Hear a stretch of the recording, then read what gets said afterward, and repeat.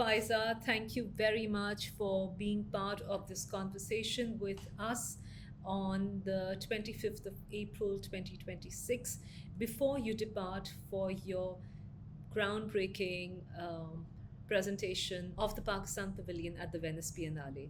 So, congratulations, number one, and welcome aboard.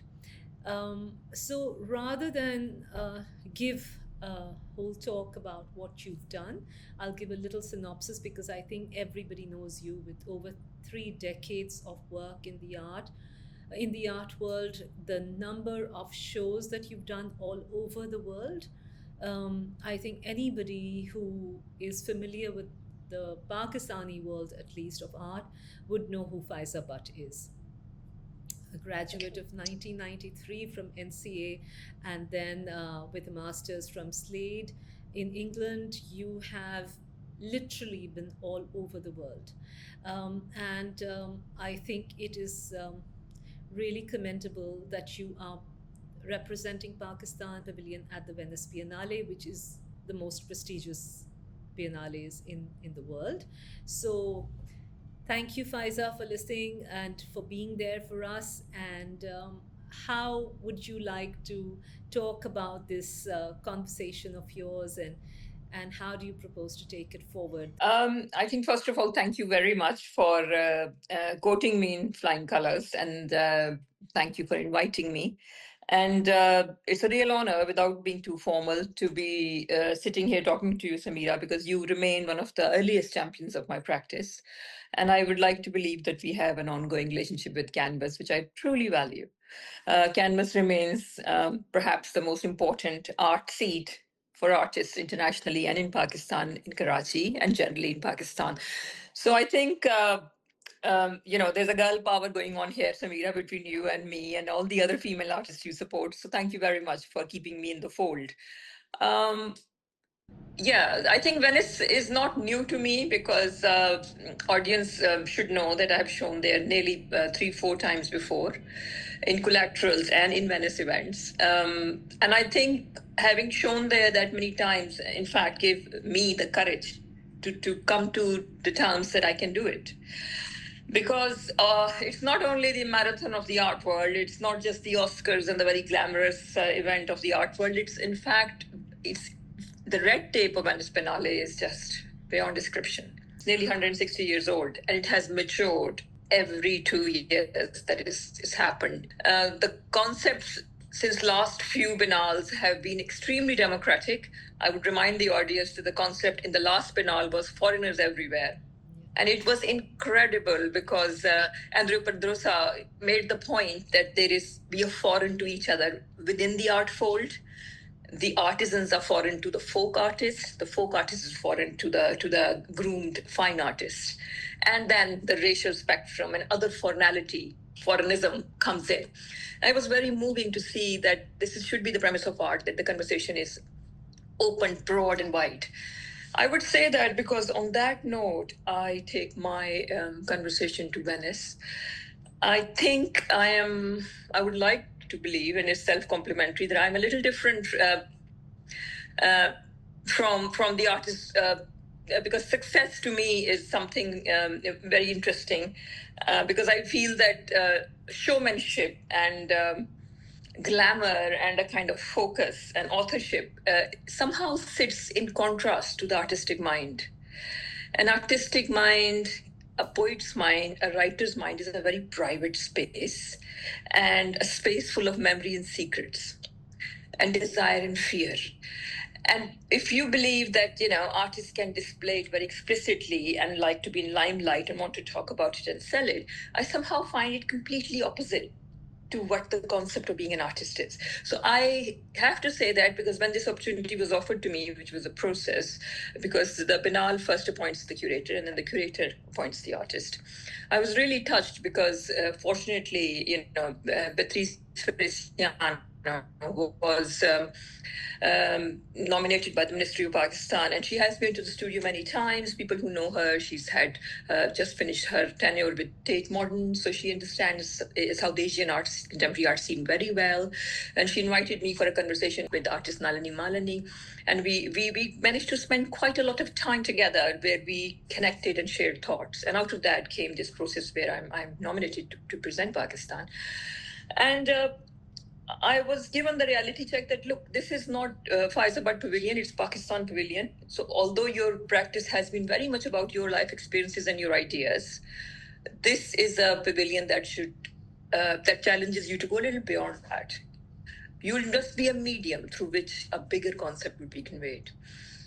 So I would always say that hence I came up with a concept which is still archetypically represented or narrated through my compositions, my aesthetic, my choice of mediums.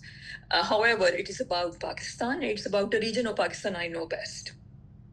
Pakistan is a long, thin border cutting the South Asia right there, and it's got a very turbulent history, and there is so much beef with the neighbors and the rest of it. How do I talk about it? Where do I start from? 75-year-old, a country which is quite young. So instead of casting the net too wide, I chose, as I said, the subject I knew best. And I'm a Kashmiri, but I am a Punjabi Kashmiri. I was born in Pakistan's region, Punjab. And Punjab and Bengal are two very interesting regions because they were the ones that were fractured during partition. And my parents and grandparents suffered immensely because of that. And we all know the story of that.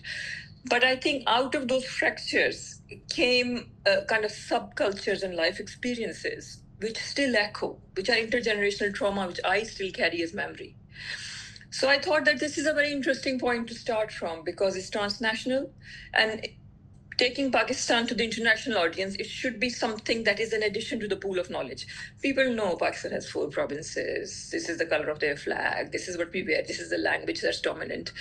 But let's talk about things which are more meaningful and carry a kind of elements of surprise that the audience don't know about. So hence the concept is Punjab, a sublime terrain. I was very lucky once again. I mean, I think I attract powerful women, and powerful attractive women are attracted to me. And the team that surrounded me was all very. Worthy women, as I put it. Our cultural editor is Jugnu Mohsin, who's a powerhouse when it comes to history and critique of history. Of course, Beatriz is our curator, and then there was many other academics who joined in and sort of became our cheerleaders to help us strengthen our concept. I would dwell on the concept because the concept is very important. Biennales are academic moments. They are different from art market events. We're taking knowledge to the fore.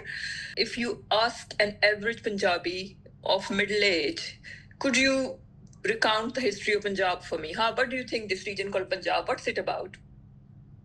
I can say with confidence that they would be quoting what they learned at school, and they wouldn't be quoting anything further more than 200 years, perhaps.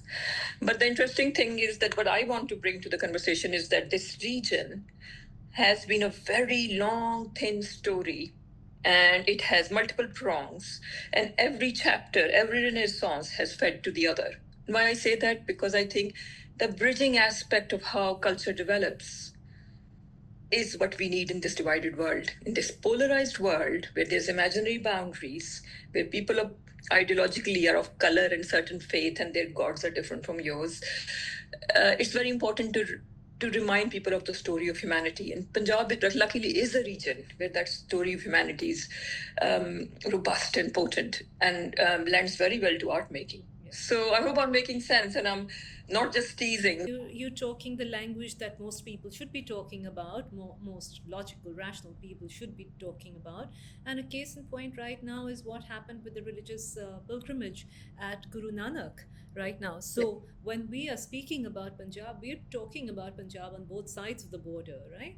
And I think culture is such a major factor, a unifying factor, much more in a way than religion is, because Absolutely. you eat the same food, you listen to the same music, your humor is the same. And I think humor plays such an intrinsic part in our cultural landscape and who we are, but yet the divide has become more on religious lines than anything else. So I think the topic you have chosen is very much a need of the day. Absolutely. I think, as I said, that it's a topic, and the way I hopefully have approached the topic, it's a handshake, not just with the other side of the border, where Punjab was divided and subdivided to Haryana, and its character was watered down. But it's, in fact, I'm threading the story through where to remind people that anything that's ring fenced is incorrect. Punjab, during, let's give it an example, during Ranjit Singh, is the first time when Punjab bleeds into Afghanistan. Afghanistan is part of Punjab. And then, during British time, it shrinks again, it shape shifts. So what is it marked by? It's marked by the five rivers, but the rivers are in flux. They change courses. So we cannot talk about any domain with a certainty. So the humility, acceptance, handshakes come from understanding the story of humanity has been very porous and plastic, and it's flexible, and it's been shifting. And that moment lends very well to art making. So I think that is what underpins the way I've approached Punjab. Um, Faiza, going back to your NCA days, because I think a lot of your work is informed from your place of birth, from Lahore, and which is also what you've chosen, Punjab, in the larger context. So, how has that fed into your current work for the Venice Biennale? Is something that I would be interested in hearing about, and I'm sure so will the audience. That's number one. And what kind of work are you taking to the Biennale? Sameera, my founding years in Lahore, of my very small world of home to school and school back to the courtyard to playing at home, a very protective life, is part of my memory that's filed there, and it's a reservoir I work with. But I think having the kind of exposure I luckily, fortunately, happened to have, I realized that although they were founding fetal years of my artistic imagination, they're a very small part of what I'm made of, the tapestry of my mind. So, the 4 years at NCA are absolutely vital, and I always quote NCA experiences to the and whenever I talk about my work, because the way NCA trained you in a very old-fashioned way, which is very old-fashioned if you consider how art schools are now, um, it continues to appear in my work. I think my sort of Western canon in my work, the way I draw in a classical way, is also something that is hammered into us in the first year at drawing classes at NCA. And NCA founded by, John Longford Kipling, Rudyard Kipling's father, who was, was a missionary, who was very European in his kind of mindset and approach towards hierarchies of the art world. And so all that is part of my grain. I don't criticize it anymore because remains my reality. It's kind of in my DNA. But my experiences, as I said, in Lahore were just popular urban experiences. I don't think art school makes you an artist, by the way. I don't think so. I think art school can polish you. It can create a kind of mind that can think bigger and wider. You learn from each other as your contemporaries, and your teachers can happen to contribute to that too. Art school does not have syllabus. I don't know if they have now, but in my days, there was no art history books that I had to learn. And there is supplementary courses which can improve your articulation or your understanding of how concepts go. Art history, world art history, which is very Western focus in my time. But artists are born with that gift. And I was very embarrassed about it. I was almost like talking about it to me was almost like saying, yes, I'm born with a disability. But I realized the more time I've spent with artists, it's actually something that is a gift. And you always are looking at the world with those eyes. Whether I was born I was in Lahore, whether I was observing the life around me at that time, or then whether in my 20s I went to the West, I realized that I didn't miss anything the way I looked at the world. That was my trouble. Because when I recall memories of Lahore in the same household as my family, my memories are very intense. They're deeply emotional. They're full of color. They're quite embellished memories. They keep changing. But my siblings' memories are quite scientific. They can be quite detached to me. So I think that is the artistic mindset, that you are a highly sensitized human being and you are the artwork. And then from there comes the expression and manifestations of objects and things. So whether I was, in Lahore or anywhere else, the way I looked at the world continue to appear in my work. I cannot, on principle, bring my early years, NCA years, or Lahore into my work, because if it doesn't come naturally, I would not structure it to force it on, as I said, on principle. As I said, that my training at NCA of this kind of colonial schools training is archetypal. When people look at my work, who know NCA, they look at my work and say, yes, this is an NCA trained artist. But in this project, I'm talking about Punjab, which is beyond me. As I said, it's not a Faiza Butt pavilion. And my experiences in Punjab really as a childhood was to get out of the city and go to the rural areas. And my father would always whisper in my ear, do you know there is more people living in the villages still than in cities in this region? So I realized that when I talk about Punjab, I really must go and find these people who are invisible to me and my urban life of kind of inner city to my school run to my colonial school and back. They are very capped experiences. So my portraits of men, of bearded men with hats, they're also not Taliban as a lot of people simplify them. They're actually the men that I used to observe going to the rural areas. My father had friends who had lands and orchards and stuff, and I would see malis and gardeners and farmers. And I had such a protected life away from men in a predominantly matriarchal household of 5 sisters that when I was exposed to men as an observer, as an artistic mind, right from the start, was fascinated by the facial hair and this entitlement and this importance and this sense of freedom that a man displays, where they can go anywhere. They'll take their shirt off and they can sleep on a day bed, a charpai in the sun.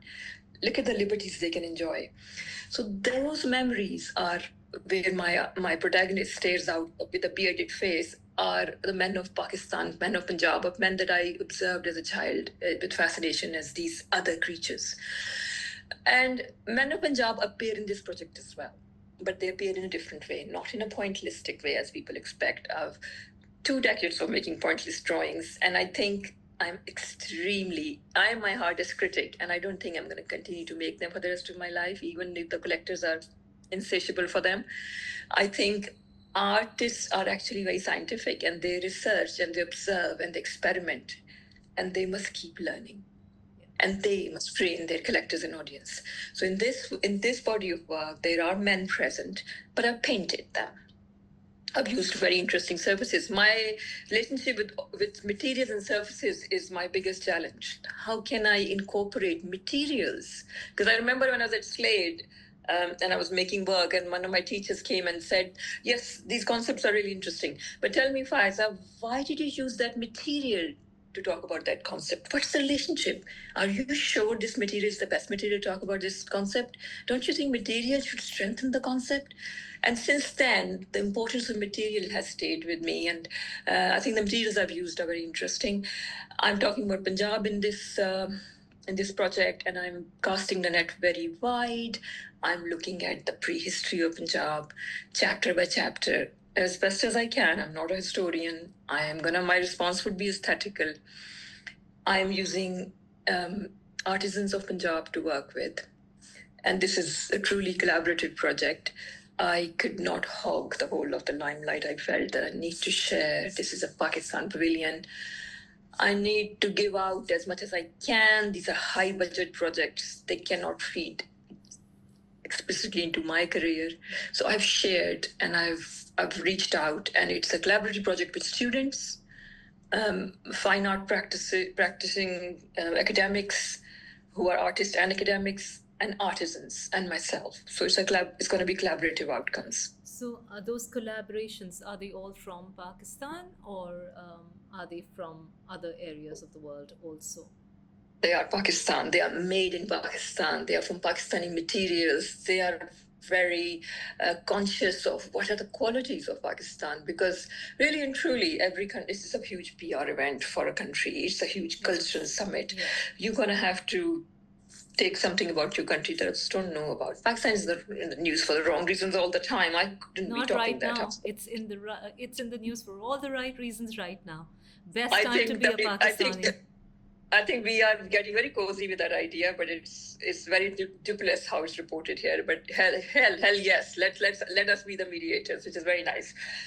But as I said, that I'm taking. You see, Pakistan. If you, for example, if you talk about the environmental anxiety the world is facing, Pakistan has 0 point some percent contribution to the world carbon, but the shifting effect of the environmental changes has a huge impact on Pakistan. This drought and floods that I've never seen before. So I think aspects like this, I want to remind people that we're not just about religious extremism and those cliches that are thrown out all the time, or this kind of ideas, Muslim men hate women. These are ideas which are always play in the hands of the right wing in the West, by the way. So I'm kind of talking about bigger issues, but I'm talking very critically. I'm not flying the flag in the sense that we are Pakistani, we are amazing. I am critical about certain things because I'm conscious of home audience. They should think critically. But I'm also bringing elements of surprises for my international audience. So, Faiza, in your last few work, I've seen the women are dominating your work more, women figure, than the men that used to be there. Is there a particular reason for that? Oh, Sameera, I don't really paint women. Have you seen works with women in it? Excuse me, yes, a few. That's why I'm asking. Those are very rare works, I have to tell you. I will tell my audience, if you see me painting women, those works will be quoted. I have stayed away from the this. The thing is, I started creating um, a format, intellectual format for myself. I don't know how to put it exactly. But the thing is, as I said, the artists do not refer to any facts and curriculum or rule books, right? Artists are free thinkers. But what they do is that they tend to set up frameworks. Artists tend to be quite fair-minded. So their frameworks that they aspire to or they work from are very ethical and moral. Or they should be about humanity or a wider audience, right? Universal audience. Ideally, as I said, I don't want to be Pakistani artist, but artist rooted who's from Pakistan, who brings Pakistani as a quality in her work. So the thing with the female images that when I came in Pakistan in my early years at NCA, I painted women because I was sort of supporting the feminist movement at that time. I came from a family of 5 sisters, a very matriarchal household, and that's the subject I knew at that time. But I think coming to West, when I got exposed to the representation of women as the nudes, I got very challenged because I found it very reductive. I thought that this responsibility, this cross women carry to the shape of the Venus they should make, of how they should position themselves in the world. They should look good, but they shouldn't talk clever. All these little rules that women should be living by. And I also remember reading this book. It's about the history of marriage. And I was fascinated by it because I think women are controlled by men through this program called marriage. And the marriage is this institution. I wanted to know when this institution emerged. And it appears this institution emerges out of civilization forming, surplus governance control. Initially, men buying women as slaves to do housework and children, and eventually, out of it, the contract appears, which is they're contracted now. But their position is once again to serve. And that contract became a state issue where you registered the contract. If you come to think of it, marriage should be a very personal matter. Why should this be registered? But it got bound with laws and governance. And it shortchanges women a lot. So I was fascinated by this idea of female place in the world. And then his relationship to the position she makes to the desirable woman, who, if she's desirable and good looking and shapes she makes, she would be desired and can qualify for a wife. I think out of those ideas, I rejected the representation of women because you know what they say in Metropolitan, it's mostly men. Women are present, but as nudes. And I think I started to work with images of men. I fetishize them, I eroticize them, but I have to explain what I mean by erotic. And I think through that, I talk about gender politics. So images of women are very rare in my work. I'm taking a very long route to explain to you. In this project, there are women of Punjab present. But once again, they're very desexualized. They are people. They're humans. They have a psychological layer to them, and that's how I'm presenting them. It's very rare I present women in my work, and there's a lots of men once again. Yeah, so I think you're quite right. You must have observed women occasionally in my work, but it's not often that they're present. Women are present in my project, by the way. Predominantly it's women, but they're present as professionals, makers, designers, intellectuals. They're present like this, not as something for your optics, not as So something for spectacle. You're not objectifying them. That's Not basically at- what it is. Not at all. Not at all. So you mentioned that you're working with a team of artisans and thinkers and academics and students, and so there's let's say, an ecosystem that is working with you on this project, which is really democratic. How are you going to be presenting them or their work at the Biennale? Does it all come with the due credits? Because I think a lot of time what people have objections to is, have the other people behind the scenes been given credits? So how do you work that out? Because end of the day, it is your concept and you have asked people to work within your concept, right? Even if there is brainstorming that takes place, but conceptually the idea is yours. Yes, I am very mindful that they are not just hired muscle who can make interesting things. Every human being as a maker has a signature. And we must not undermine that huge reality. Every human being that's born, if scientifically, will only be born once. You know how our irises will never be repeated, our thumbprints will never be repeated, our gait is not, our DNA is novel to us. Just like this, when you sign, it's a drawing that's novel to you. Signature is a drawing. So everyone who's a maker is bringing that incredible value, which is just novel to that person, in element of making. Now, as I said, so this making to me is very precious. I went to this lecture at the London School of Economics, and it was about AI. And this thing that really resonated with me, they said that in future, where AI would be promoted, this idea that there's an objective in artificial intelligence would be very fair and mathematical in terms of how it'll distill judgments out. Human judgment, human creativity, human expression, human made stuff will become even more important, because it's us who remain the core of what is value. Value is us. So I acknowledge that value, first of all. When I invite someone, I constantly talk to them. How do you think we share this? I do give them the opportunity to first make a claim for themselves. I don't say, you are my assistant, and that's your role, whether you like it or not. I've got a replacement for you. I can replace you. I don't do that. Anyone I've worked with, I've constantly said, this is your work too. You make some judgments, you teach me, you problem solve with me. The bedrock was mine, because we have a concept we adhere to. I am the medium. But bring your ideas, and then I would quote you in that making of the work as collaborator or collaborating artist, or however you want to place yourself. So as I said, I have never given anyone a role. I have discussed the role with them. And where the person believes they are an artist, I mention them as an artist. Where a person says they're a technician, I said, yes, you decide you're a technician. And if there's some artisans is an artisan, and that's what they want to say, that you tell me what you want, I will just problem solve for you, then I mention them as that. So I hope to believe I've been very fair in that. I think that sounds really democratic. So thank you for that, and thank you for clarifying everything. Faiza, I would like to ask you. You mentioned that Jugnu Mohsin is the cultural editor of the Biennale of the Pakistan Pavilion. What does that actually entail? It entails very meaningful conversation without disclosing absolutely all of it, because we have some responsibility of confidentiality. When you take a concept to international arena, and this concept, after all, is attributed to the Ministry of Heritage in Pakistan, there is some degree of bureaucratic responsibility we carry. We cannot go out there and start screaming and shouting about Pakistan, about subject matters and issues which a greater audience can't relate to.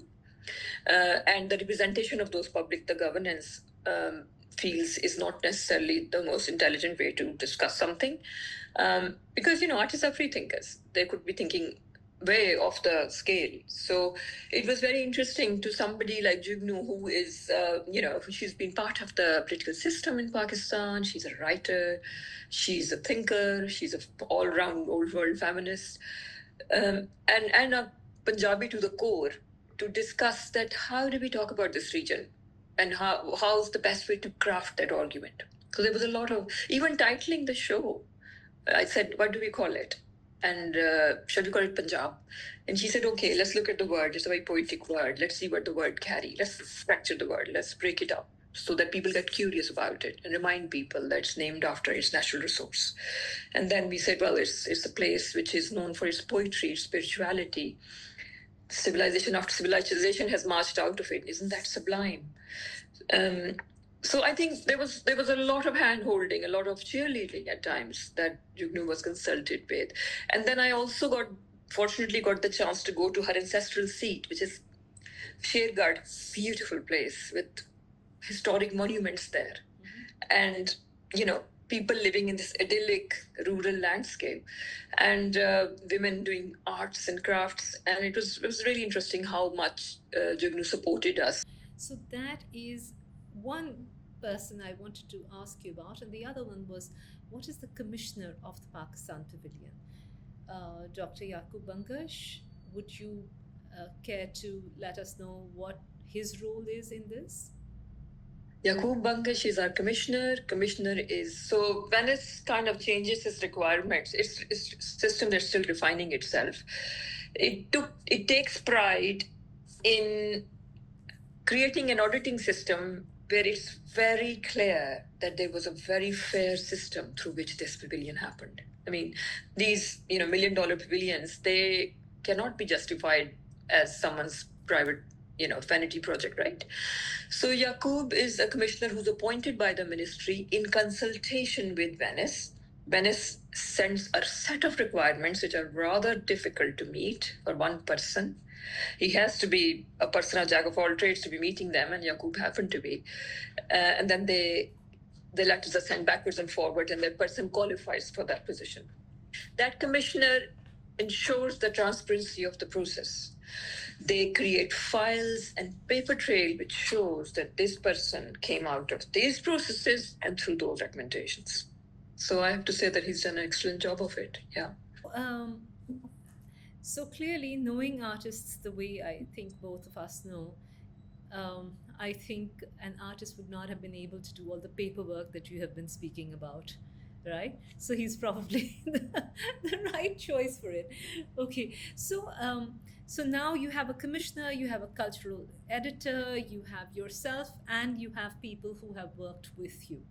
So that's a huge endeavor, and all of this is under the aegis of the Pakistan government, correct? I mean, it would not have proceeded because the biennales are basically government projects. So I want to clarify to people, because most people do not know the difference between a biennale or an art fair or an expo and things like that. So this conversation is actually more for the wider audience and not for the same people who understand what art is, because that's a minuscule one, right? So what does an artist get out of being part of a biennale?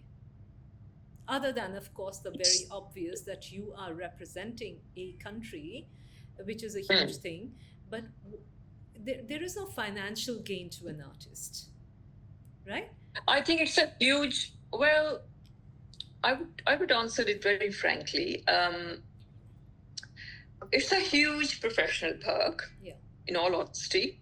I think a lot of artists who practice professionally, by the way, art fairs are market events, for those who don't know, and they're short and brief and fast and furious. 3 days, be long weekends. And art summits like Biennale, long drawn. They continue over months, and they are programmed. So there's conversations, there's works on display, there's screenings, and so on. And then at the end of it, there's publications as well, catalogs and books. So they contribute to the knowledge, as I said. And now what do an artist get out of it? An artist get an enormous professional perk and a privilege that the ideas and thoughts that have been ringing and rattling around in their head, somebody gave them the money to communicate them to the wider world. So there's multifaceted perks in it. And I think, I mean, I'm very privileged that the kind of personal growth it allowed me, the gradient was very steep. So I couldn't be more grateful for these opportunities. I think there's a number of, well, I don't need to list them. We all know that, it can, it has an impact on the market as well, of course, because after all, the value of artwork is the intellectual value of that work, right?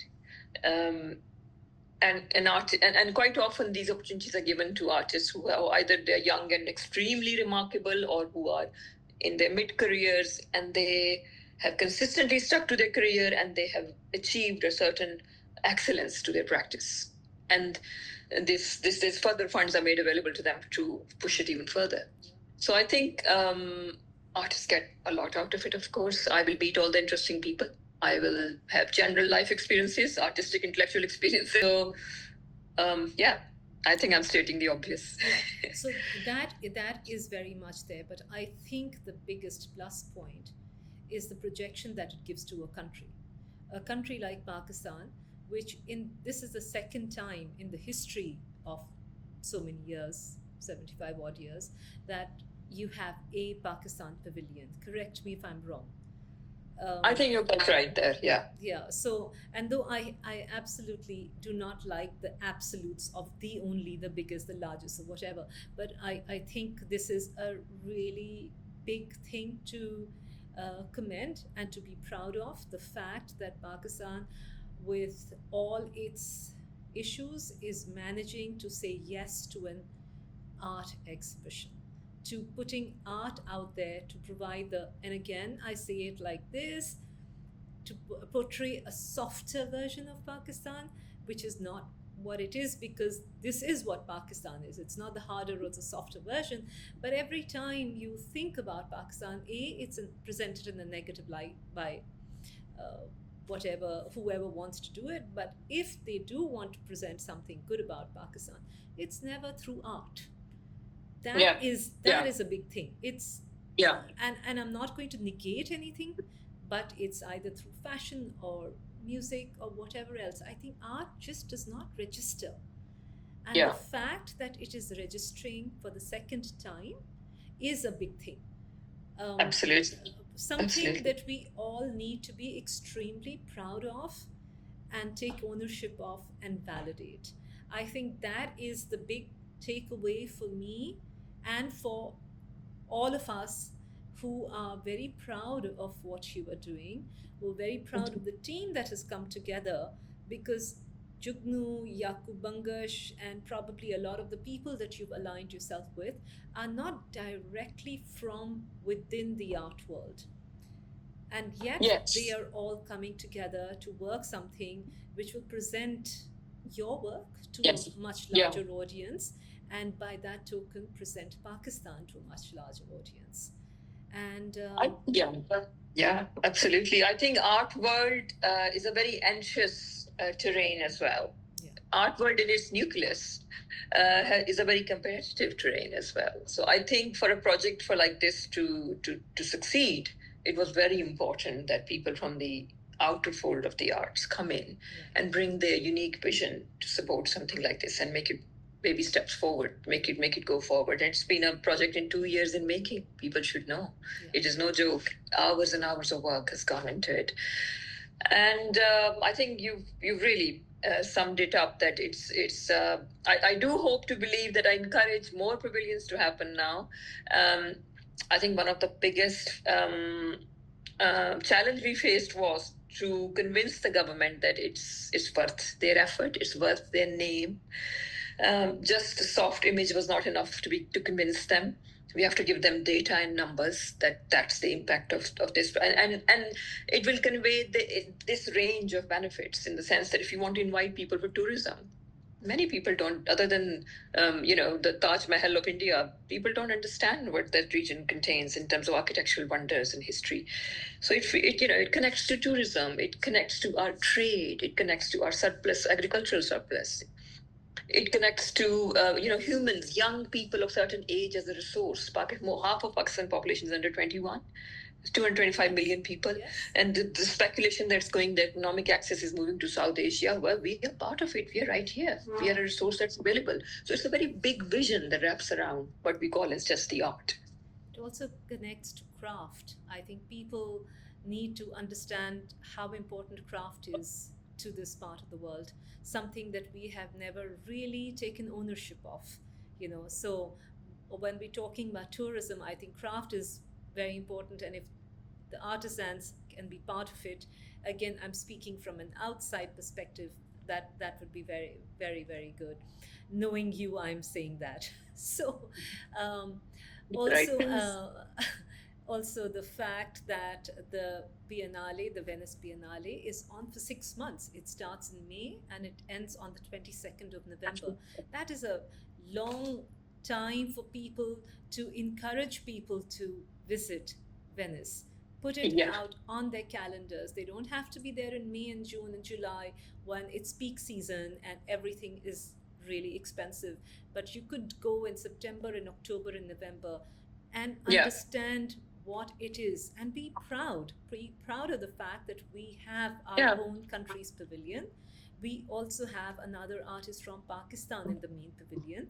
This is the first time, again, I hope I am absolutely correct, that we have two artists from Pakistan at the same time in Venice. One who's representing Pakistan in the Pakistan Pavilion and one who's representing Pakistan in the General Pavilion. So I really am so proud of you, Faiza. Thank you. Thank you for being part of this. Thank you for being part of the journey. Thank you for bringing it to a place where, for the larger audience. And I really appreciate everything that you've done, and good luck and Godspeed to you and your team. Thank you. Thank you, Sameera. Thank you for being yourself. No, you are such a role model to us all. You're wonderful. Thank you very much.